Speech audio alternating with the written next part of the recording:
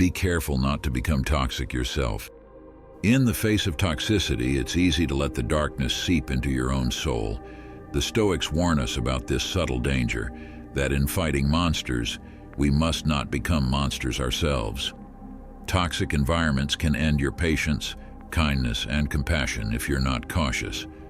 But how do we protect ourselves from becoming what we detest? Your values are your shield. In the midst of conflict, it's tempting to answer back with the same negativity that's being directed at you.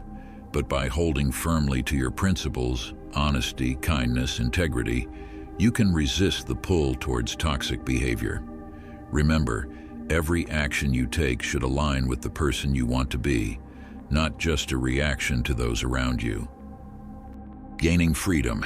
Power in a toxic environment isn't about winning arguments or exerting control over others. True freedom comes from within. It's the ability to rise above the chaos, stay true to your principles, and steer your life in the direction you choose. Emotional control is the essence of personal power. In toxic situations, emotions run high. Anger, frustration, sadness. Refuse to let others dictate how you feel and act. As Epictetus said, it's not what happens to you, but how you react to it that matters. Independence and financial freedom are powerful tools to give you the ability to choose your path, free from the constraints of dependency and control. But how exactly do these elements empower you? When you're independent, you're no longer at the mercy of others' opinions, manipulations, or expectations. A good way to gain freedom is through working, whether a full-time job or a part-time job. The time you spend working can help keep your mind off the problem. Besides that, you're earning an income that grants you the power to make decisions based on what's best for you, not what others want or demand. With financial independence, setting and enforcing boundaries becomes not just possible, but empowering. You're no longer forced to tolerate toxic behavior out of necessity or fear of losing support. Instead, you can assert your boundaries, knowing you have the means to stand by them. You can invest in your passions, seek out healthier relationships, and build a life that truly reflects who you are and what you want. This autonomy strengthens your position and helps you maintain your dignity and peace of mind. Transcending toxicity through empathy and compassion. While protecting yourself is crucial, there's also a place for compassion and understanding. At front, you might want to discard this possibility. Remember one thing. This is not the common feeling good now video. This is the Stoic way, and we aim for supreme victory, not just a quick fix. What you truly want at your core is directly related on acting in accordance with nature. The great philosopher and emperor Marcus Aurelius wrote on his meditation many statements that support this matter. Let me know if you would like a full video on the subject. Toxic behavior often stems from deep-seated pain, fear, or unresolved issues.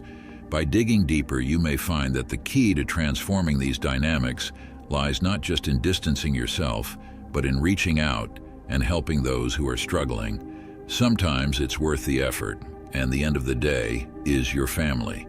No one is born toxic. Often, toxic behavior is a defense mechanism born out of past traumas, insecurities, or unmet needs. By taking the time to understand where this behavior is coming from, you can begin to see the person behind the toxicity, not as an enemy, but as someone who is hurt. This doesn't excuse their actions, but it opens the door to empathy and potential healing. Compassionate communication is a powerful tool in healing toxic relationships. Instead of confronting with anger or judgment, approach with curiosity and empathy. Ask questions, listen without interrupting, and try to understand their perspective. Marcus Aurelius wrote, "Whenever you are about to find fault with someone, ask yourself the following question. What fault of mine most nearly resembles the one I'm about to criticize?" By approaching with empathy, you may help them open up about their pain, creating a space for mutual healing. Helping someone who is toxic doesn't mean sacrificing your own well-being. It's about offering support, while maintaining your boundaries and independence. You can guide them towards resources, encourage them to seek help, or simply be there. The Stoics teach us that we are all connected, and by helping others, we also help ourselves. But remember, you can't force change. Your role is to support, not to fix. While compassion is important, it's also vital to recognize the limits of your influence. Some people may not be ready or willing to change, and that's something you must accept. The Stoics remind us that we can only control our own actions, not the actions of others. If your efforts to help are met with resistance or continue to harm you, it's okay to step back. Compassion includes compassion for yourself. Talking about knowing when to step back, it's important to know when to discern. Not every battle is worth fighting. Victory often lies in knowing when to engage and when to walk away, as the art of war teaches us.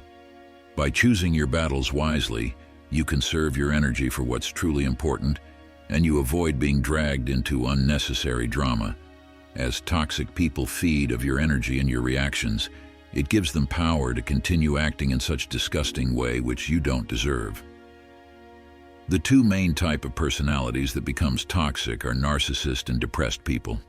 How to handle each one of them will set the difference in the final result. When a baby is crying, you don't help the same way as when a full-grown adult is crying, right?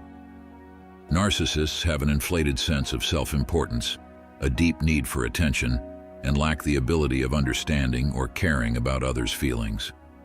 Beneath this facade often lies insecurity and a fragile ego. Recognizing this helps you avoid taking the narcissist's behavior personally. One of the key Stoic practices is emotional detachment, remaining unaffected by the words and actions of others.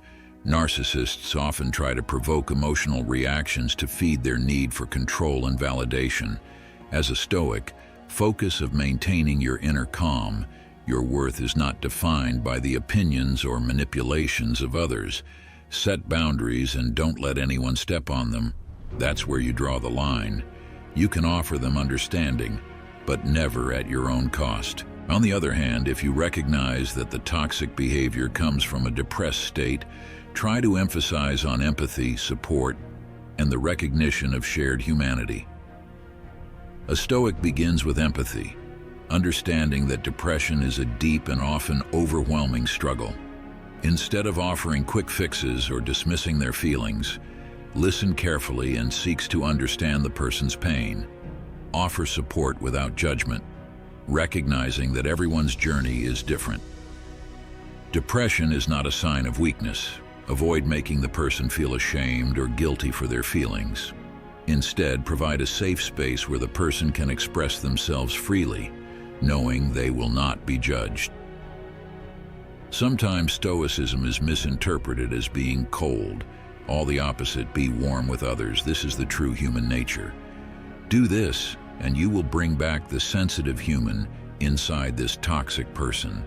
You will start to remove this toxic poison that has thrown this person out of balance, and bring back the genuinely good person that once was.